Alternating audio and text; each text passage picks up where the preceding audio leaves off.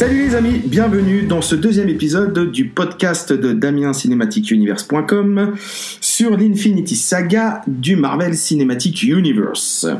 J'espère que vous allez bien. Je suis toujours accompagné de mon expert Marvel, Monsieur S. Salut Monsieur S. Salut à tous. Tout d'abord, avant de commencer, je voulais juste vous remercier pour vos retours pour le premier numéro. Ça a été super cool. Voilà, il y a eu beaucoup de commentaires, beaucoup d'écoutes pour une première, donc c'est vraiment génial et ça nous donne envie de continuer. Donc n'hésitez pas à continuer à commenter, à partager, à liker, etc. Enfin bref, vous connaissez la musique. Et on va pas perdre de temps et on va tout de suite démarrer, Monsieur S, avec Iron Man 3. Premier film donc de la phase 2 et là déjà la 5e apparition de Robert Downey Jr. dans le rôle de Tony Stark. Il faut savoir qu'en 3 films Iron Man, donc sans compter les Avengers, Robert Downey Jr. a pris un 0 en plus sur son salaire à chaque épisode. Donc $50 000, $500 000 et 5 millions pour celui-ci. Oh la vache. Alors ce film n'est plus réalisé par Jon Favreau, mais il reste toujours coproducteur et acteur du rôle de Happy, évidemment.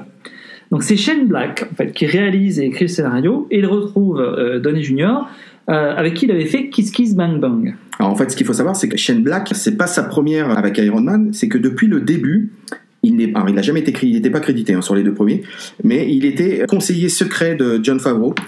Favreau a fait appel à lui souvent pour les 2 premiers, pour des conseils de mise en scène pour certaines scènes bien spécifiques. Mais il n'a jamais voulu être crédité au truc parce que voilà, c'était juste pour aider Favreau qui est un pote à la base.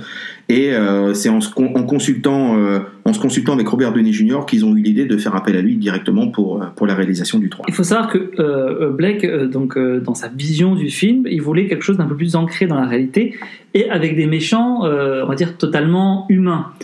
Aux grandes dames de beaucoup de fans de la BD, puisque là, on a intégré le personnage du Mandarin, qui est un petit peu un des méchants emblématiques de l'univers Iron Man. Quel gâchis!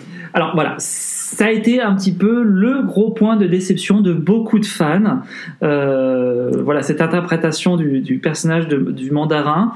Voilà, après c'était une volonté de Blake, mais c'est quand même malgré tout un des faits qui a donné à penser à beaucoup de fans que c'était le moins bien des 3 Iron Man. C'est clair. Pour moi, la partie quand même avec le gamin quand il est complètement déporté dans une autre ville, toutes les scènes qu'il a avec le môme, l'espèce de résurrection comme ça qu'il a, j'ai trouvé ça vachement bien. Mais c'est vrai que d'utiliser le Mandarin comme un espèce de pantin complètement idiot et tout, pour moi c'était vraiment gâché. D'ailleurs, tu sentais que le film était mal parti parce que il y a quand même eu plusieurs semaines d'interruption à cause d'une blessure à la cheville de Downey Jr. Lors d'une cascade. Et du coup, ils ont réussi à rattraper le temps, mais au début, ils ont bien flippé parce que la blessure était assez importante. Et ils se demandaient s'ils allaient même pas devoir décaler la sortie du film. C'est aussi le film le plus introspectif sur le personnage de Tony Stark. Ouais. C'est une phase par laquelle il passe aussi dans les comics, de cette phase de doute par rapport à son rôle d'Iron Man. Il y a, je tiens à le dire quand même parce que c'est important dans les comics, une des grosses failles de Tony Stark, et qui n'est pratiquement jamais abordée dans les films, c'est son addiction à l'alcool. C'est clair. Et c'est ça qui donne les épisodes les plus introspectifs du personnage dans les comics. Là, ils sont passés par une autre voie, je trouve, qui est plutôt intéressante, c'est de ne pas tomber entre guillemets dans la facilité de encore faire le personnage de Tony Stark un alcoolique, mais plutôt de juste être un personnage qui se pose beaucoup de questions sur son rôle en tant que super-héros. Donc après, d'un point de vue purement psychologie du personnage, c'est intéressant, mais du coup, ça a amené des grosses libertés sur les personnages et les personnages surtout secondaires, tels que les méchants. Même son côté avec Iron Man 2, le post-Avengers, son côté grosse dépression après tout ce qui s'est passé à New York et tout, oui, je pense que c'était aussi un moyen de ne pas mettre l'alcool en problématique principale. Je pense qu'il y avait aussi les questions d'interdiction pour les sorties cinéma aussi, parce qu'ils veulent quand même rester familial. Mais ouais, non, c'est sûr que c'est un gros manque sur tous les Iron Man. Et alors, ce qui met un point final donc à ce film, d'ailleurs, c'est cette scène post-générique de Tony Stark sur le divan en présence du docteur Banner, qui le rappelle lui-même n'est pas psychiatre. Alors, est-ce que cette scène post-générique a un grand intérêt ? Très clairement non. On n'est pas du tout dans les habitudes en plus des scènes post-génériques qui en dévoilent un petit peu sur les films suivants. Là, on n'est pas du tout dans cette lignée-là. Après, il y a peut-être le seul intérêt peut-être, c'est de montrer, de démontrer que les personnages Avengers sont connectés entre eux. Ouais, mais c'est sûr. Voilà, c'est peut-être la seule chose qu'elle apporte, cette scène. Au-delà de ça, forcément, beaucoup de fans ont été déçus parce qu'ils se disent « Oh non, mais attends, normalement, on est censé apprendre des trucs de fou ou voir un clin d'œil de dingue. » Et là, on a juste une séance de psy, qui est rigolote, mais voilà, au niveau de l'intérêt, discutable. D'ailleurs, je pense que cette scène rentre en fait en cause par rapport à Thor, le monde des ténèbres, qui va sortir la même année, donc en 2013. Ce qu'il faut savoir, en fait, c'est que normalement, Thor aurait dû être le premier film de la phase 2. Et non pas Iron Man 3. D'ailleurs, le réalisateur devait être une réalisatrice, ça devait être Patty Jenkins, qui réalisera ensuite, quelques années plus tard, Wonder Woman, donc le 1 et le 2 qui sortira l'année prochaine, ou cette année, je sais plus. C'est elle qui était pressentie, enfin, elle était plus que pressentie, elle était vraiment impliquée dans le projet. C'est Nathalie Portman qui l'avait proposé à Marvel, en fait, à l'époque de Thor 1. Mais ce qui s'est passé, c'est qu'il y a eu un gros désaccord entre Jenkins et Marvel sur le scénario. Du coup, Jenkins, Marvel a claqué la porte. Jenkins a tout simplement claqué la porte de la pré-prod, et du coup, ils se sont retrouvés sans réalisatrice ou réalisateur, et du coup, ça a fait décaler la réalisation de Thor pour le temps de trouver un nouveau réalisateur. Donc je pense que la scène post-générique d'Iron Man était plutôt une scène fourre-tout. Ils se sont dit on va faire une petite scène tranquille, un peu sympa, mais qui n'apporte rien, parce que je pense qu'en fait à ce moment-là ils n'avaient pas d'indication à donner aux fans pour la suite des événements du MCU. Alors, pour en revenir sur Thor, le monde des ténèbres, un film sorti en 2013. Donc il faut savoir que le nom de Patty Jenkins n'est pas sorti de nulle part. C'est Nathalie Portman qui avait voulu essayer de la mettre en avant pour le film. Nathalie Portman qui est connue pour ses prises de position féministes et surtout pour éviter les termes péjoratifs, surtout la place des femmes dans l'univers cinématographique et dans l'industrie du cinéma. Donc elle faisait partie de tous ces gens qui s'étaient plaints qu'il n'y avait pas assez de nominées féminines lors par exemple des cérémonies des Oscars. Nathalie Portman, qui voulait soutenir cette réalisatrice, avait même voulu quitter le projet. Bon, malheureusement, elle avait eu la gentillesse de signer un contrat, donc il lui a dû lui imposer de tenir son rôle, mais elle ne l'a pas tenu à 100% dans ce film. Ah bon ? Oui, parce qu'en fait, il y a une scène de baiser entre Thor et Jane Foster, donc son personnage, mais c'était une scène qui a été tournée lors de reshoot. Ouais. Et donc Nathalie Portman, elle était déjà plus là en fait. D'accord. Alors, ils sont pas allés chercher très loin la doublure. Ouais. D'ailleurs, le petit clin d'œil est amusant. C'est qu'en fait, c'est tout simplement la femme de Chris Hemsworth, donc l'interprète du rôle de Thor, qui a dit à sa propre femme, vas-y, mets une perruque et fais ma copine, mon amoureuse dans le film. C'est trop choubilou. Donc c'est choubilou. Bon, faut pas se leurrer, le Thor 2, c'est pas du tout le meilleur film de la phase 2. Hein. Alors, bon, après, je pense que c'est sûrement aussi à cause de beaucoup de soucis. Production, réalisation. Ce qu'il faut savoir, c'est qu'Alan Taylor, le réalisateur, qui avait été choisi pour réaliser, était vraiment plus habitué aux séries TV. Il avait déjà d'ailleurs fait Oz, qui était une excellente série sur le milieu carcéral. Et du coup, il était un peu embourbé dans les grosses scènes d'action, effets spéciaux, etc. Il n'avait jamais joué avec ces petits ordinateurs là. Et du coup, il a dû appeler Josh Whedon en fait au secours. Pour réécrire et surtout le conseiller sur 3 grosses scènes cruciales. Donc déjà quand un réalisateur demande à un autre de venir pour déjà réécrire les scènes, puis en plus lui donner des conseils de réalisation, tu sens que ça pue un peu quoi. Ça c'est même certain. Après c'est effectivement pas le meilleur de la phase 2, c'est pas le meilleur des films Thor, ça on va pas se le cacher. Par contre, là encore, sur le côté introspectif des personnages, il y a quand même des choses intéressantes à dire. On creuse énormément dans ce film-là, plus que dans le premier déjà, la relation entre les frères, entre Thor et Loki. C'est vrai que il y a plein de choses qu'on pourrait presque qualifier d'anecdotiques dans le film. C'est que très vite, on oublie la présence de Nathalie Portman. Carrément. Très vite, on oublie presque l'enjeu en fait, qui est quand même de placer une autre pierre d'infinité dans un film Marvel. C'est ça. Mais qui est parce que sa forme est un peu spécifique. Bon, voilà, tout ça. On en oublie un peu sa forme de pierre. Alors c'est l'éther, hein, pour ceux qui... Voilà, c'est l'éther. Les novices, voilà, c'est le liquide rouge qui rentre dans Nathalie Portman amont. Voilà. Et donc, du coup, c'est vrai qu'on s'y perd un peu dans ce film. Voilà, il est un peu brouillon, et je trouve que ça se ressent tout au long du film, et c'est ce qui a été ressenti par beaucoup de fans à l'époque. On peut même dire en fait que la chose qui est à sauver, à l'inverse finalement de Iron Man 3, c'est la scène post-générique. C'est clair. Pourquoi ? Parce que déjà, Benicio del Toro, donc dans le rôle du collectionneur qui est juste... fait partie... on perd un peu son objectivité en disant ça, mais c'est vrai quelque part, fait partie de ces acteurs qui, dès qu'ils apparaissent, il y a quelque chose qui se passe. C'est clair. Je trouve. Et en plus, surtout, annoncer les prémices des gardiens de la galaxie. On y reviendra plus tard. Donc, on passe à l'année d'après, bien sûr. Et là, c'est la sortie de Captain America, le soldat de l'hiver. Donc, Captain America No. 2. Alors, le réalisateur du premier volet de Captain America, je ne sais pas si vous vous souvenez, c'était Joe Johnston. Donc, Joe Johnston, hein, vraiment réalisateur iconique des années 80-90. Il avait travaillé sur Star Wars. Enfin, voilà, il avait fait Jumanji. Il avait fait un film avec des jouets Soldier. Je ne sais plus comment ça s'appelait, mais voilà, c'était des jouets genre G.I. Joe qui se mettaient à vivre et tout, qui est dingue. Enfin bref, voilà. Donc, le type est quand même assez habitué des films à effets spéciaux et des films entertainment. Sauf que là, voilà, il n'était pas disponible au moment du lancement du Soldat de l'hiver. Donc, Marvel a dû faire dû rechercher un remplaçant, et tant mieux pour nous et pour l'avenir du MCU, car ce n'est pas un, mais deux réalisateurs qui ont été trouvés, du coup. C'est les frères Russo, hein, tout simplement, qui deviendront plus tard les patrons de la phase 3 du MCU.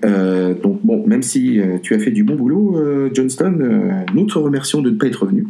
Mais c'est vrai que sans le désistement de Johnston, voilà, on n'aurait peut-être pas eu les frères Russo et on n'aurait peut-être pas eu Infinity War et Endgame derrière, quoi. Dans ce film, on a quand même 2-3 choses qui sont notables, mais une des principales, c'est la présence quand même d'un acteur tel que Robert Redford dans le film. Donc le roi du film indépendant, parce qu'il faut quand même se rappeler que c'est quand même à lui qu'on doit le festival de Sundance. Merci.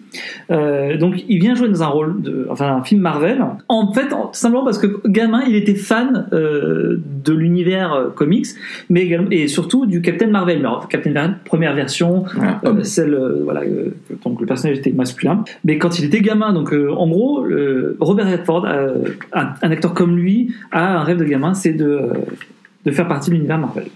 Et d'ailleurs, le fait que Robert Redford apparaisse et a un bon rôle dans le film, ça prouve aussi que les films Marvel commençaient de plus en plus à prendre de l'ampleur et à intéresser beaucoup de monde, et vu par leur carton, et que de plus en plus d'acteurs qu'on se serait dit jamais voir dans ce genre de film, finalement commençaient à être intéressés par le sujet. Il faut savoir aussi que Kevin Feige voulait que cet épisode il ait un espèce de côté un peu film espionnage, film d'espion, quoi, un peu à la James Bond, et surtout le truc important pour lui, c'était que Captain America devait être, à travers ce film, devait être la pièce centrale de la phase 2. C'est d'ailleurs le film qui sera le plus lié à Avengers, l'ère d'Ultron.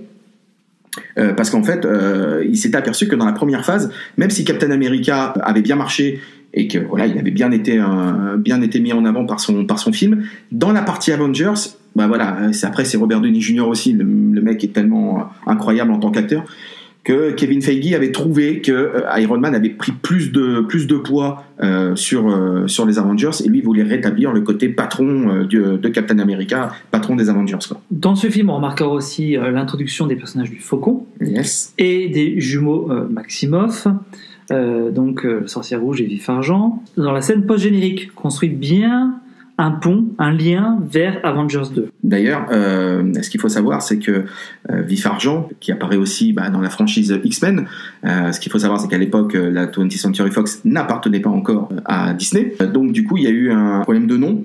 Et d'ailleurs, c'est pour ça que dans Avengers 2, il meurt aussi assez rapidement. C'est parce que voilà, ça allait être un embroglio pas possible d'avoir deux Vif Argent. Alors Vif Argent pour le côté Avengers, Quicksilver pour le côté X-Men. Mais du coup, voilà, c'est dommage parce que les jumeaux auraient pu apporter beaucoup plus, mais il fallait l'éliminer assez rapidement. Mais bon, ça on y reviendra. Alors par contre, pour Soldat de l'hiver, comme méchant, c'était pas gagné.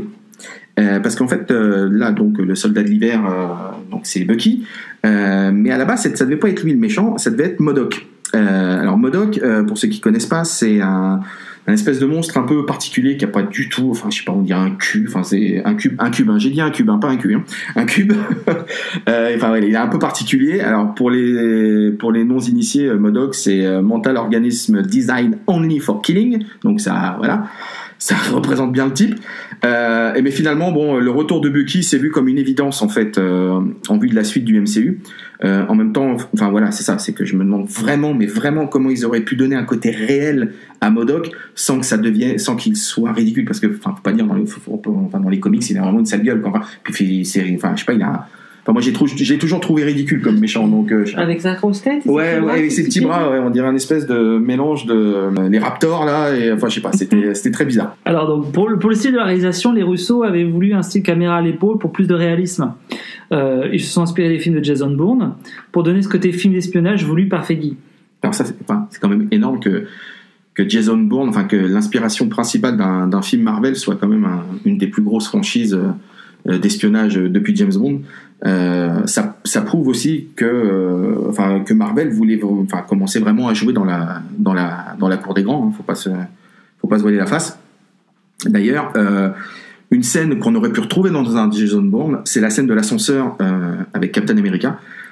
Pour donner plus de réalisme, en fait, le confinement de l'ascenseur était un vrai confinement. C'est-à-dire qu'ils avaient installé des caméras dans un enclos, enfin vraiment dans une cabine d'ascenseur, pour donner beaucoup plus de réalisme. Et Chris Evans a voulu, et les frères Russo aussi, ont voulu qu'il fasse ses cascades et son combat lui-même. Et dû à l'étroitesse de la pièce, il a dû s'entraîner pas mal de temps en amont à la gymnastique, juste à de la gymnastique, pour gagner beaucoup plus de souplesse pour tous ces mouvements, parce que finalement, dans une pièce aussi petite, il pouvait pas faire des mouvements aussi larges que dans une pièce normale. Donc du coup, il a dû travailler à fond sa souplesse pour donner vraiment un réalisme optimum sur cette scène. Et franchement, c'était ça le fait quoi. D'ailleurs, c'est une des meilleures scènes du film. Complètement. Voilà ce qu'on pouvait dire sur Captain America. Le soldat de l'hiver. Mais pour moi, franchement, ça reste, sur la phase 2, pour moi, ça reste un des meilleurs films. Que ça soit le début avec l'ouverture sur l'attaque du bateau avec la Veuve Noire, etc. Où tu sens que voilà, ils travaillent bien pour le Shield maintenant, qu'ils ont quand même déjà bien roulé leur boss tous les deux, et le côté avec Nick Fury qui est voilà, où tous se retrouvent contre lui, où il est obligé de se planquer et tout. Enfin franchement, le film est vraiment un bon film d'espionnage, et ça m'a rappelé un peu après un film qui s'est plus rapproché, on en parlera après, c'est Black Panther aussi, sur le côté film d'espion, film d'action. Je l'ai trouvé vachement bien ce Captain America. Alors, une petite parenthèse quand même pour en finir sur Captain America, le soldat d'hiver, c'est que il y a aussi à noter le lien qui se situe entre donc l'univers Marvel cinéma et l'univers Marvel télé, puisque donc tout l'univers raccordé du combat entre le Shield et Hydra, ouais, sera développé de manière beaucoup plus importante dans la série Marvel, Agent of Shield, donc qui va vraiment prendre sa base scénaristique sur ce film-là, en fait, pour après un peu prendre son indépendance par la suite. Mais sur le moment, c'était vraiment le point d'ancrage entre les deux. Alors, autre univers dans la galaxie, c'est Les Gardiens de la Galaxie, sorti en 2014. Alors, dans un premier temps, c'est le réalisateur Peyton Reed qui avait été approché, mais Kevin Feige voulait plutôt un réalisateur de série B, qui avait trouvé que ça correspondait plus à l'univers décalé et subversif des Gardiens. Donc du coup, Peyton Reed héritera de la réalisation de Ant-Man. Et donc du coup, ils ont fait appel à James Gunn. Alors Gunn a accepté la réalisation à deux conditions: écrire le scénario et surtout choisir la musique. C'est-à-dire que lui, quand il arrive avec son idée des Gardiens de la Galaxie auprès de Kevin Feige, il avait déjà dans la tête d'utiliser des musiques bien spécifiques des années 70-80 pour agrémenter le score qui allait être fait plus tard pour le film. Mais voilà, il avait vraiment déjà cette idée et cette vision bien particulière, et du coup c'était ses deux conditions sine qua non. Et Feige avait tellement eu un feeling avec lui qu'en fait il lui a fait confiance en acceptant, et fait, il a bien eu raison. Hein. Faut pas. Enfin, c'est parce que je trouve que la BO, elle est juste dingue. Moi, je l'ai dans mon iPhone. Je crois que je dois l'écouter au moins 2-3 fois par semaine, surtout celle du premier. Donc, non, c'était un très bon choix. Et j'irais même plus loin. Je dirais que la BO est un personnage à part entière du film. Ouais, le Walkman est un personnage à part entière. C'est la mixtape de la maman. C'est ça. Donc, pour moi, c'est un fil conducteur pendant tout le film. Et bon. Alors c'est vrai que les Gardiens de la Galaxie, internationalement parlant, c'était pas des personnages, c'était pas un comics ultra connu comme pouvait l'être Captain America ou Spider-Man, Iron Man, etc. En fait, le comics avait été lancé vers la fin des années 60, mais Gunn, lui, s'est plus inspiré en fait de la nouvelle version des Gardiens créée par Dan Abnett et Andy Lanning, qui datait de 2008. Et voilà, lui, il a voulu plus prendre cette partie-là des Gardiens. Que de revenir vraiment aux sources comme ils l'ont fait pour la plupart des persos qui ont eu leur film avant les Gardiens. Donc dans cet univers complètement nouveau et complètement un peu à part pour les fans des comics et des films, donc il a fallu faire un casting pour tous ces personnages, parce qu'il y a quand même beaucoup de personnages à intégrer. Tu m'étonnes. C'est-à-dire que, petite parenthèse, c'est que là où on commençait à peine à entrevoir le début des Avengers, là on part sur un film d'une équipe, dès le départ. C'est ça. Donc composé du personnage de Star-Lord, qui est un peu leur chef. Alors autant dire que pour ce personnage-là, environ 2 milliards d'acteurs ont casté. Et je crois que même nous on y a participé. Mais tout le monde, ils n'ont pas voulu me prendre, j'ai pas compris. Tout le monde a voulu ce personnage. Donc Aaron Paul, James Marsden, donc celui qui interpréta le rôle de Cyclope plusieurs fois, Joseph Gordon-Levitt, qu'on a failli avoir en Robin, voilà. Joel Edgerton. Mais c'est Chris Pratt, alors à la surprise générale, hein, parce que c'était pratiquement un inconnu. Donc on est dans la série des inconnus avec les Gardiens de la Galaxie, c'est-à-dire que des personnages pratiquement inconnus, des réalisateurs pratiquement inconnus, de la musique que tout le monde avait oublié et des acteurs que personne connaissait. Alors faut quand même savoir que donc dans ce rôle, Feige, donc encore lui, trouvait que il sortait du lot parce qu'il était extrêmement cool. Il paraît qu'il a un humour mais juste décapant. Son côté sexy, alors qui n'était pas gagné non plus. Oui, parce que au moment du casting, il avait quand même 30 kilos de plus, quoi. Voilà, c'est à l'origine, il faut savoir que Chris Pratt, s'est fait connaître donc outre-Atlantique dans une série où il est un peu le super copain gros. Ouais, c'est ça. Soyons clairs, hein, avec une bedaine jusque-là. Et en fait, faut savoir qu'il s'est énormément préparé au rôle de Star-Lord. Il avait décidé que son personnage devait être super sexy, donc il s'est mis au sport. Et donc petite parenthèse, il dira lui-même que pendant 3 mois, il n'a fait que courir et pisser. Voilà. Bon, après ça a marché, il était très fier de ses abdos, donc voilà. Lui. Alors dans la série des costauds, du coup il y a Drax. Alors peu de gens le savent, mais le personnage de Drax à la base son acteur était déjà choisi, il avait même dit oui, et cet acteur c'était Jason Momoa. Donc du coup il avait accepté, mais en lisant le scénario en fait il a refusé tout simplement parce qu'il ne voulait pas une fois de plus jouer le rôle comment dirais-je de la brute épaisse du film, quoi. Voilà, du mec bourrin super costaud, tout encore torse nu machin, etc. Enfin bon voilà. Et du coup finalement il s'est retiré du projet, et c'est du coup Dave Bautista qui lui vient du catch, hein, qui était une star du catch à l'époque, qui était le deuxième choix, qui finalement du coup a récupéré le rôle. Et ce qu'il faut savoir, c'est que le grand Dave Bautista, aussi costaud qu'il est, il a chialé quand il a appris qu'il avait eu ce rôle, parce que voilà, il était fan du comics, et jouer dans un Marvel pour lui était un rêve, et le fait d'avoir le rôle, ça l'a vachement ému. Il en a chialé. C'est beau. Oui. Alors pour continuer sur le casting, il y a eu 2 personnages qui avaient des interprétations juste en termes de doublage, donc qui sont les personnages de Rocket, donc qui a été doublé par Bradley Cooper.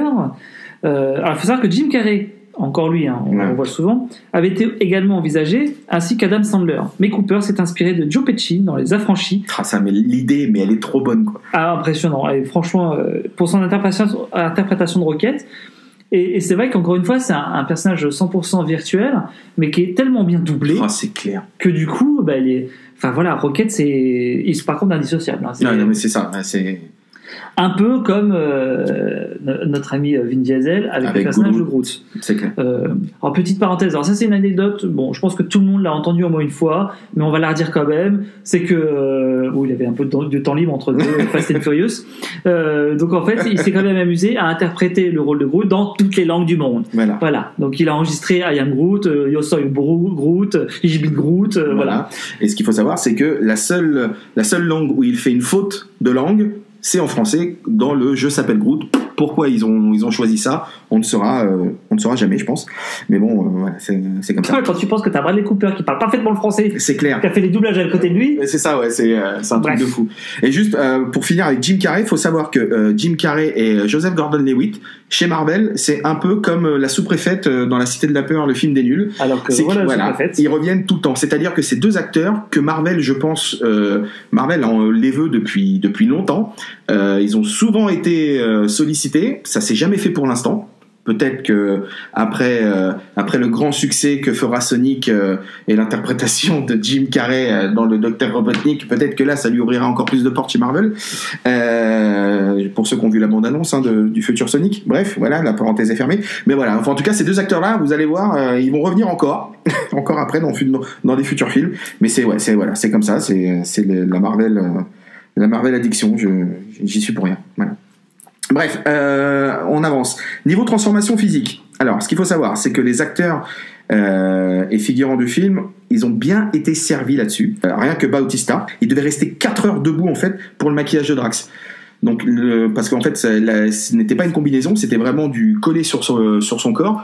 Et donc, du coup, comme il était torse nu pendant tout le film, il devait rester pendant 4 heures debout sans bouger pour qu'on lui mette toute espèce de scarification qu'il a sur le corps. Voilà, c'était vraiment du travail d'orfèvre. Comme l'actrice, Karen Gillan, qui joue Nebula, elle s'est réellement rasé la tête pour jouer le rôle. Et petite chose drôle, c'est que ses cheveux qui ont été rasés ont été récupérés pour servir pour fabriquer une perruque pour Star Wars Le Réveil de la Force, qui se tournait quasiment en même temps. Donc il y a jamais de perte chez Disney. De toute façon, voilà, tout se récupère, même les cheveux des acteurs entre eux. Donc voilà. Faut savoir que pour les besoins du film, plus de 1300 figurants ont été maquillés à l'aide de prothèses pour ressembler aux différents aliens du film. Et notamment vers la fin du film, même durant le film, la voix de Thanos, lorsqu'il apparaît, est pour la première fois doublé par Josh Brolin, déjà à ce moment-là. Et il ne quittera plus le rôle, mais pourtant c'était Damien Poitier qui doublait le Titan dans le premier Avengers. Ouais, à la fin du premier, quand il apparaît, c'est pas Brolin encore qui prête sa voix. D'ailleurs, Thanos a changé de voix, mais il a aussi changé physiquement, de couleur. Il était plus clair, il était plus sombre, il a eu plus de griffes, moins de griffes. Enfin voilà, tout au long de son évolution pour avoir sa touche finale réellement dans Infinity War. Ce qu'il faut savoir aussi, c'est que sur les figurants, 1300 figurants maquillés, ça a été le film qui a demandé, ça a été le film avec le nombre de figurants maquillés, le plus grand nombre de figurants maquillés, je vais y arriver, chez Marvel. Parce que depuis, ils se font plus chier, c'est que du numérique. Quand ils ont besoin de faire des grosses scènes d'action, etc., maintenant, c'est que des personnages numériques. Mais voilà, c'est le seul film qui a demandé le plus grand nombre de figurants. Sur les Gardiens de la Galaxie, sur la scène post-générique, sur les 2 scènes post-génériques d'ailleurs, nous apprenons que Groot est en vie. Donc ça, c'est cool. Par contre, voilà, sur la première scène, quand il danse avec Drax à côté de lui, bon voilà, ça c'était cool. Sur des Michael. Voilà. Les Jackson 5, exactement. Quant à Howard the Duck, qui apparaît à la toute fin du générique. Alors, ce qu'il faut savoir pour ceux qui connaissent pas, c'est qu'Howard the Duck est un comics Marvel qui avait été adapté par George Lucas, et c'est le film qui a été le plus gros crash industriel de l'histoire du cinéma. Bon, George Lucas avait l'air insolite derrière, donc il a pu se le permettre, mais ça a été une très grosse déception pour lui, parce qu'en termes d'effets spéciaux, de créer Howard, ça avait coûté une blinde à l'époque, et le film a été un fiasco, monumental. Donc là, le fait qu'il apparaisse dans la deuxième scène post-générique n'était pas du tout un trip de Marvel en se disant c'est parce qu'on va faire quelque chose derrière, etc. À l'époque, en tout cas pour l'époque, c'était juste un petit trip de Gunn et d'une partie de l'équipe Marvel pour rendre hommage à ce personnage. Même si maintenant, avec Disney+, qui va arriver, on parle de plus en plus d'une série télé qui devrait arriver sur Howard the Duck, Bon, ça reste à voir, parce que je pense que de toute façon, avec Disney+, qui va arriver, on va avoir des rumeurs toutes les 30 secondes. Mais en tout cas, pour l'époque, il n'y avait aucune intention de Marvel de partir là-dessus. C'était vraiment juste un petit clin d'œil, un petit kiff perso, quoi. Alors, au niveau des clins d'œil, beaucoup de gens se sont demandé pourquoi le vaisseau de Star-Lord s'appelait le Milano. Alors, il faut savoir qu'en fait, dans le comics, donc le personnage donc de Star-Lord est effectivement un terrien, né dans les années 80. Né dans les années 80, et donc il est complètement fan d'Alyssa Milano. Donc, comme il a raison. Voilà. Pour tous ceux qui sont nés dans les années 80, on peut comprendre. Voilà. C'est dit. Alors, un petit truc, par contre, moi je trouve qu'aurait été sympa, mais bon, je sais pas si tout le monde aurait apprécié, surtout les plus jeunes. Le caméo de Stan Lee dans ce film-là, James Gunn, qui était déjà, voilà, qui est bien barré, hein, de toute façon, avait eu dans l'idée que en fait le personnage de Stan Lee se retrouve dans une scène de combat et que en fait quelqu'un lui tranche la tête. Et la tête devait tomber par terre et rouler. On aurait vu en fait son corps au loin se faire trancher la tête, donc sans reconnaître Stan Lee. Et quand la tête allait rouler vers la caméra, qui était beaucoup plus loin, la tête de Stan Lee se serait arrêtée face caméra. On aurait compris que là, c'était son caméo. Bon, Stan Lee n'était pas contre, Gunn non plus. Mais bon, après réflexion, ils se sont dit que ça allait être quand même peut-être un peu gore. Et du coup, ça a été abandonné, hélas. Mais franchement, je trouvais l'idée intéressante. En tout cas, pour les Gardiens de la Galaxie, faut reconnaître un truc, c'est que James Gunn a fait un boulot d'enfer. Kevin Feige et Marvel ont une super idée de les introniser dans le MCU. Un, parce que voilà, fallait du culot, parce que c'était des personnages complètement inconnus. Et deux, le film est une réussite totale à tous les niveaux, que ce soit au niveau du scénario, au niveau de l'interprétation, du choix du casting, au niveau de la musique, au niveau de tout, parce que c'était vraiment une parenthèse enchantée dans le MCU, parce que c'était un truc complètement à part, hein, je ne sais pas si tu es d'accord là-dessus. Ah, mais complètement, et surtout qu'en plus, notamment, il y a même des gens qui s'accordent à dire que... parce qu'il y a des gens qui n'ont pas forcément adhéré avec l'univers Marvel au cinéma, mais ouais, que la position d'extraterrestre, entre guillemets, de l'univers des Gardiens de la Galaxie fait que on peut très bien apprécier ce film-là et comment dirais-je, le sortir complètement du reste de l'univers Marvel. C'est clair. Donc, moi, il y a des gens qui, limite, n'ont pas vu Endgame, et en fait n'ont pas vu les 5 derniers films Marvel, mais continueraient à aller voir les Gardiens de la Galaxie. C'est ça. Donc c'est assez amusant. C'est clair. Donc voilà. Et donc, 2015, un an plus tard, l'apothéose, Avengers numéro 2, l'ère d'Ultron. Alors, à ce moment-là, ce film-là, je dis bien à ce moment-là parce que ça a changé depuis, c'est le plus cher de l'univers Marvel. La Marvel va sortir le chéquier. Le film va coûter quand même 250 millions de dollars. Donc 30 millions de dollars de plus que le premier Avengers. Et ça va être du plus partout. Alors, ce film est toujours réalisé par Joss Whedon, à qui on devait donc le premier épisode des Avengers. Mais par contre, cette fois-ci, il est seul aux manettes du scénario. Alors, il s'est d'ailleurs bien pris la tête sur l'écriture, car il devait gérer l'arc narratif avec tous les personnages, beaucoup plus nombreux que dans le premier. Mais il devait aussi introduire le début du conflit du futur, Civil War. C'est clair. Donc la relation conflictuelle entre Iron Man et Captain America, pour ceux qui l'auraient oublié. Et il devait aussi intégrer le futur, qui était, en plus de Civil War, qui était Black Panther. C'est pour ça qu'Andy Serkis apparaît dans le film. D'ailleurs, ce qu'il faut savoir, c'est qu'Andy Serkis, donc bon, pour ceux qui ne savent pas, c'est lui qui a joué Gollum, c'est lui qui a joué King Kong, c'est lui qui joue le singe aussi dans les nouvelles adaptations de La Planète des Singes. Je sais plus le prénom du singe leader, enfin bref. César, voilà, César. Donc en fait, Andy Serkis, voilà, c'est un pro de la motion capture. Et du coup, dans ce film-là, il est là pour deux choses. Il était là pour jouer Ulysse Klaue, donc qui sera un des ennemis de Black Panther un peu plus tard. Mais surtout, il était là pour driver Mark Ruffalo pour les scènes motion capture lorsqu'il était dans la peau de Hulk. Parce qu'en fait, Joss Whedon trouvait que dans le premier Avengers, ils avaient Ruffalo jouait déjà le Hulk, mais ils avaient beaucoup utilisé quand même d'autres personnes pour jouer aussi le personnage en motion capture. Voilà, Ruffalo avait fait les séances de motion capture sur le set, donc c'est-à-dire sur le set du tournage, mais les scènes de rajout après, derrière et tout, vraiment dans des endroits confinés spéciaux pour le motion capture, souvent Mark Ruffalo n'avait pas pu les faire. Donc là, il a vraiment voulu que Mark Ruffalo s'investisse beaucoup plus, et Mark Ruffalo lui-même d'ailleurs, et c'est pour ça que du coup qu'ils ont demandé aussi aussi à Andy Serkis, qui est un spécialiste, de beaucoup plus driver Ruffalo sur sa gestuelle et sur sa capacité d'acteur dans le mouvement, etc. quoi. Alors, avant de parler des présences dans ce film, on va parler d'une absence dans ce film. Alors, c'est juste l'absence notée par pas mal de fans de Gwyneth Paltrow. Qui n'apparaît pas dans cet épisode parce que tout simplement elle avait en fait terminé son contrat avec le MCU depuis Iron Man 3. Donc voilà, c'était une absence qui avait été remarquée, mais qui est en fait tout très simplement explicable. C'est clair. Et mais d'ailleurs qui avait beaucoup déçu les fans parce que autant Jane Foster, bon voilà, ça a pas marqué l'histoire du MCU, hein, on va pas se mentir. Comme beaucoup des personnages féminins du MCU, soyons clairs. Oui, non, c'est sûr, c'est clair. Mais c'est vrai que Gwyneth Paltrow, elle était sortie un petit peu du lot. Et puis bon, on avait une petite genèse du truc quand elle se met dans l'armure d'Iron Man. On s'était dit bon, ils vont peut-être aller surfer là-dessus. Mais bon, voilà, c'était encore. Mais en tout cas, les fans avaient bien accroché. Et bizarrement, contractuellement parlant, elle avait arrêté. Et pour l'instant, au moment du tournage d'Avengers, elle n'était pas en renégociation de contrat. Donc ils font comment ils parlent d'elle dans le film, mais on ne la voit pas. Alors au niveau du méchant. Pour l'ère d'Ultron, du coup c'est Ultron, hein, ça tombe bien, les choses sont bien faites.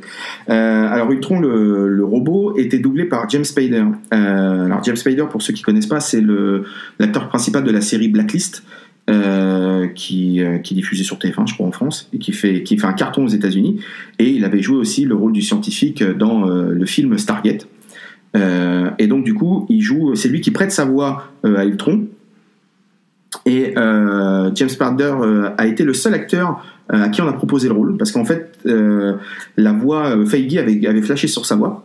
Et le truc le plus drôle, c'est que il n'a pas eu besoin d'effets techniques pour modifier sa voix, pour donner un peu sa voix robotisée. C'est lui-même en fait qui arrivait à transformer sa voix et qui donnait cet aspect avec beaucoup de réverbération dans la voix. Alors par contre, pour sa taille, lui il fait 1m78, bon, ce qui est déjà pas mal, hein, mais il est loin des 2 mètres que faisait Ultron. Alors comme il tournait en même temps que les acteurs sur le set, il portait un casque. Alors, ça devait être très glamour. Il portait un casque avec 2 grandes tiges et 2 boules rouges au bout de ces tiges. Et en fait, ces 2 boules rouges représentaient la hauteur des yeux de Ultron. Pour que les acteurs en fait regardent au bon endroit et ne regardent pas James Spader directement dans les yeux, parce que sinon ça aurait été complètement con. Donc voilà, mais je pense que c'est pas que je pense, c'est que vous pouvez trouver des photos sur internet. Vous allez voir que des fois c'est un petit peu ridicule, surtout quand on connaît le côté d'Ultron qui se la joue, qui est très sûr de lui. C'était un petit peu drôle de voir. C'est un monsieur avec des antennes de fourmis. Voilà, c'est ça. Voilà. C'est le premier Ant-Man. Alors, on est encore, petite parenthèse, sur les grandes libertés qui ont été prises du côté cinématographique par rapport à la réalité des comics. C'est clair. Parce que Ultron, donc tous les fans du comics le savent, c'est un robot qui avait été à l'origine conçu pour protéger l'humanité et qui partira du même principe qu'on voit dans le film, qui est le meilleur moyen de protéger l'humanité, c'est de l'anéantir. Voilà. C'est normal. C'est un concept. Mais surtout, en fait, ce robot, on le devait uniquement au génie de Hank Pym. Voilà. Donc, pour d'autres raisons qu'on connaîtra plus tard dans les films centrés sur Ant-Man, Hank Pym n'est pas le Hank Pym que l'on connaît dans les comics. Et donc là, Ultron est une création conjointe de Bruce Banner et de Tony Stark. Voilà pour la petite parenthèse. Alors, Tony Stark, qui pour la première fois retrouve en fait non seulement la voix, mais le visage de Jarvis, interprété par Paul Bettany, qui jusqu'ici avait prêté uniquement sa voix. Sur les 3 premiers Iron Man. Voilà, sur les Avengers, sur l'ensemble des films où apparaissent le majordome virtuel. Et donc le visage, il faut savoir aussi une chose, c'est que c'est pas du maquillage tout à fait ou un effet numérique, hein, donc visage rouge de Jarvis, mais un gel qui durcissait comme les masques de beauté en fait. C'est ça. Et d'ailleurs il y a certaines vidéos où comment Paul Bettany s'enlève le masque à la fin et on a l'impression qu'il est en train de s'arracher la peau, parce que c'est un petit côté dégueulasse. Mais en fait voilà, c'est un gel qui était posé sur son visage et qui durcissait comme ça lui permettait en plus de pouvoir vraiment jouer avec toutes les mimiques de son visage, quoi. Dernière petite chose sur l'ère d'Ultron, le petit caméo deux petites choses, allez. Le petit caméo de Stan Lee. Ce qu'il faut savoir, alors, Stan Lee joue le rôle d'un vétéran pendant la soirée organisée par Tony Stark. Ils sont tous à moitié bourrés là-dedans, enfin bon, voilà. Et du coup, Stan Lee joue le rôle d'un vétéran qui finit ivre en goûtant l'élixir de Thor, en disant oh non, c'est bon, j'ai fait la guerre et tout machin, et puis en fait, il termine complètement bourré. Eh bien, faut savoir, c'est que pour Stan Lee, ça a été son caméo préféré de tous les caméos Marvel qu'il ait fait, parce qu'il trouvait que son personnage en plus était il était un peu plus fourni, et le côté vétéran et tout, et il avait trouvé ça sympa. Pareil pour Hulk, petit caméo aussi, depuis le début du MCU, donc depuis que Hulk apparaît dans Avengers. Ce qu'il faut savoir, c'est que quand Mark Ruffalo ne double pas la version Hulk. Quand Hulk parle un petit peu ou grogne, etc., c'est Lou Ferrigno, donc le Hulk de la série des années 70-80, qui double la voix de Hulk en version originale. Alors je sais pas mais je pense que si, non, parce qu'il parle français aussi, donc non, c'est pas lui qui a été gardé pour la voix française, non. Mais en tout cas en version originale, ouais, c'est Lou Ferrigno, le Hulk d'origine de la série qui fait la voix. Et donc on notera également qu'à la fin du film Avengers l'ère d'Ultron, la scène post-générique nous montre un Thanos récupérant le gant de l'infini. Voilà, et là ça nous emmène directement dans l'histoire dans ce qui va arriver derrière. Là, si on avait encore des doutes, là c'était bon, c'était certifié et signé. Alors avant ça, arrivait donc un personnage emblématique de l'univers donc Marvel, qui est Ant-Man, donc en 2015. Alors pareil, Ant-Man, ça devait pas être le film qui devait clôturer la phase 2, mais on est bien d'accord que c'était l'ère d'Ultron, ce qui aurait été plus logique, chaque phase se terminant par un film Avengers. Mais bon, pour des soucis de calendrier, ça n'a pas pu se faire. Il faut savoir aussi que ce film était en chantier depuis 2006. C'est clair. Ant-Man était même prévu dans Avengers 2 au départ comme personnage faisant partie de l'équipe. Mais des problèmes de production ont fait que le film a été décalé plusieurs fois, et on va vous dire pourquoi. En fait, tout simplement parce que donc Edgar Wright devait réaliser le film. Il travaillait quand même sur le projet depuis 2006, mais suite à des frictions avec Feige, au bout d'un moment, il a acheté tout simplement l'éponge. C'est du coup Peyton Reed qui devait réaliser Les Gardiens, qui du coup a hérité d'Ant-Man entre-temps. Pour vraiment aboutir le projet, parce que pareil, Feige commençait à en avoir marre, parce que c'est un personnage qu'il adorait et qu'il voulait vraiment introniser le plus vite possible, et déjà le fait qu'il ne soit pas dans Avengers 2 l'avait beaucoup aidé, et donc c'est pour ça que Peyton Reed, au moment de son pré-casting pour Les Gardiens, a été engagé directement là-dessus pour Ant-Man. Alors là aussi, petite liberté scénaristique au niveau de la lecture du personnage comics d'origine. Grosse liberté. Non, c'est parce que d'une certaine manière, c'est peut-être la moins grosse qu'on puisse savoir. Parce que autant changer de créateur d'Ultron ou décider que le mandarin c'est juste un vieux qui joue la comédie, là en fait ils ont juste choisi de prendre un réel interprète du personnage de Ant-Man dans les comics, mais la version 2 en fait. C'est comme si on était passé directement à la deuxième version de Captain America ou la deuxième version d'Iron Man. Là ils sont passés directement à la deuxième version de Ant-Man, tenue par Scott Lang, donc ce personnage qui est un ancien cambrioleur à qui on confie le costume de Ant-Man, donc construit par Hank Pym. Donc dans le personnage de Scott Lang, qui est tenu par Paul Rudd, il faut savoir que Paul Rudd n'était pas encore une fois le premier choix des studios Marvel. Et donc, qui était pressenti pour le personnage ? La sous-préfète. Voilà, donc une des sous-préfètes que nous adorons, qui est Joseph Gordon-Levitt.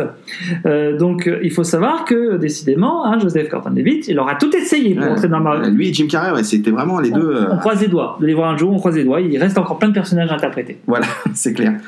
Et alors, en fait, tous ces décalages de pré-production, etc., depuis 2006, on fait partir plein de monde parce que pareil, il y avait un autre acteur qui avait signé aussi pour jouer dedans pour le rôle de Paxton, c'était Patrick Wilson. Alors si vous voyez pas la tête de Patrick Wilson quand je vous dis son nom, vous pensez à Conjuring, dernièrement dans Aquaman, c'est lui qui joue le demi-frère d'ailleurs d'Aquaman. Donc lui il était il avait signé le truc, tout était bon, mais le problème c'est que il a dû quitter le projet au bout d'un moment parce qu'avec les multiples décalages de pré-prod suite au clash entre Edgar Wright et Feige, du coup il a quitté le projet et c'est Bobby Cannavale sur les conseils de RuPaul lui-même parce qu'il se connaissait déjà qui a récupéré le rôle et c'est pas plus mal parce qu'il est très bien dans tout. Enfin il est très bien dans tout. Alors en fait il faut savoir aussi une chose. Alors, Paul Rudd, certains le remarqueront parce qu'on a gentiment glissé une scène torse nu du monsieur. Il a pris un peu de muscle. Mais le problème, c'est qu'il en avait trop pris, le monsieur. Oui, c'est impressionnant de dire ça, mais oui, monsieur a pris trop de muscle. C'est le Marvel Effect, ça. C'est ça, c'est le Marvel Effect. Ils ont tous bouffé la même pilule qu'on aimerait bien avoir, faut être honnête. Alors, donc, il y a eu un gros travail des costumières pour réajuster en urgence les costumes d'Ant-Man. Alors je vous raconte pas le bordel parce que faut savoir que c'est que des costumes 100% cuir. Parce que Rudd en fait ne rentrait plus dedans. On fait trop de K2000. C'est clair. Alors pour le rôle d'Hank Pym, oui. Là aussi il y a eu pas mal de petites modifications parce qu'avant Monsieur Michael Douglas, parce que je mets un monsieur. Alors Sean Bean. Sean Bean, pour ceux qui ne savent pas, c'est l'homme qui meurt le plus de fois dans sa carrière au cinéma. Voilà. Petite parenthèse, vous vous amusez à taper sur Google Sean Bean meurt et vous allez avoir un caméo, enfin une rétrospective de tous ces personnages. C'est ça. Et je vous jure que ce mec a une carrière de pratiquement 30 ans aujourd'hui et il a 30 ans de mort de ses personnages. Donc c'est assez impressionnant. Il n'a pas fait que perdre la tête dans Game of Thrones. Bon, après le mec meurt souvent dans des super films quand même. Oui, non, d'accord, ok. Mais il meurt. D'accord. Sean Bean, il signe s'il meurt en fait. Voilà. Je prends le rôle, mais si je meurs. Bref, donc Pierce Brosnan, qui tua Sean Bean d'ailleurs, dans GoldenEye. C'est clair. Et Gary Oldman. A-t-il tué Sean Bean, Gary Oldman Non. Attends, cherchons bien. Ouais, cherchons bien. C'est possible. Bon, bref. Donc, ont été pressentis pour le rôle de Hank Pym, donc tenu quand même par Michael Douglas. Alors pour les effets spéciaux des scènes où Ant-Man est rétréci, ils ont utilisé une technique. J'ai trouvé ça super intelligent de leur part. Donc toutes les parties vraiment où Ant-Man est tout petit comme une fourmi quand il se balade dans la douche, enfin dans la baignoire, etc.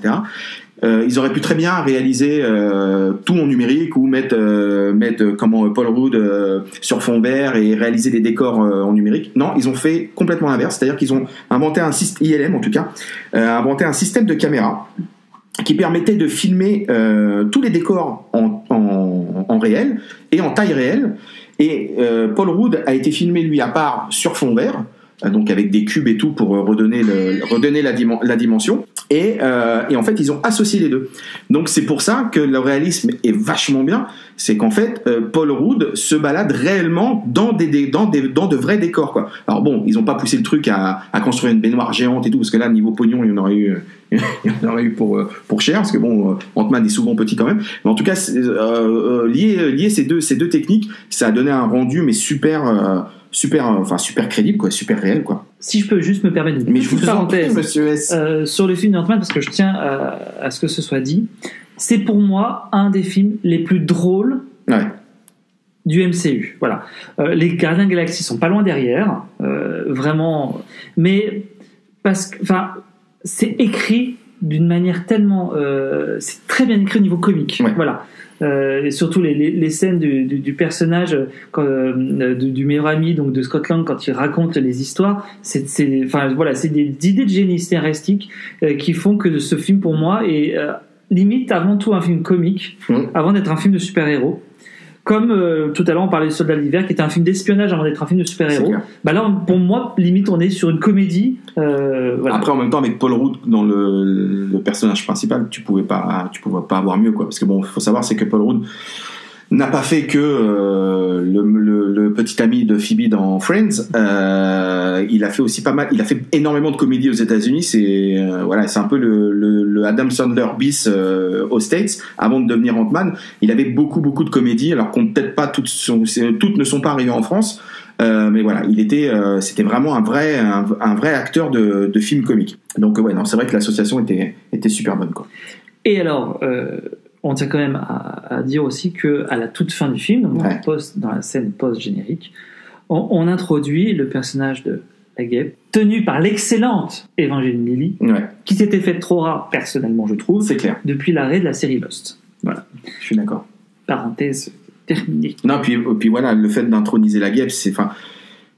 voilà, là on était persuadé qu'elle allait revenir, et parce que Ant-Man et la guêpe, c'est vraiment deux personnages qui vont de pair, et parce que du coup quand le film démarre et quand on a appris que Hank Pym allait être joué, allait être un personnage vieux, on s'était dit merde, putain, qu'est-ce qu'ils vont faire de la guêpe, quoi? Est-ce qu'ils vont quand même et le fait de donner comme ça de rendre le personnage de la guêpe à la propre fille de la guêpe, de la femme d'Hank Pym, donc de la mère de Evangeline Lilly, les scénaristiquement parlant, c'était vachement bien, et d'attendre la fin du film vraiment pour nous apprendre que ça allait être, qu'elle allait reprendre le rôle, c'était bien trouvé. Et puis c'était surtout une bonne nouvelle de se dire que la guêpe allait être elle aussi intronisée dans le MCU, quoi. Et de nouveau, on introduisait un personnage féminin.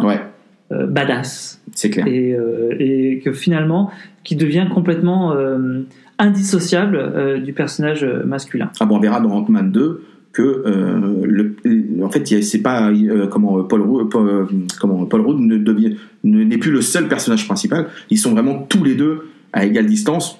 Je dirais même d'ailleurs qu'elle a un petit temps d'avance. Ça on le verra dans le troisième épisode. En parlant de ça, c'est la fin de notre deuxième épisode, par contre, qui clôture cette phase 2. Comme d'habitude, on espère que vous avez appris des petites choses, on espère qu'on n'a pas été trop barbant, que ça vous a plu. Surtout, on vous dit à la semaine prochaine pour l'épisode 3, qui parlera de la phase 3. Oui, je sais, c'est super bien fait.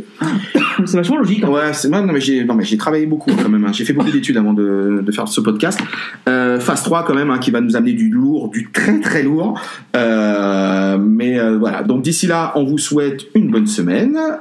N'hésitez pas, comme d'habitude, à donner vos commentaires, à liker, à partager sur les réseaux sociaux, Facebook, Twitter, Instagram, n'hésitez pas, continuez à faire vivre le projet.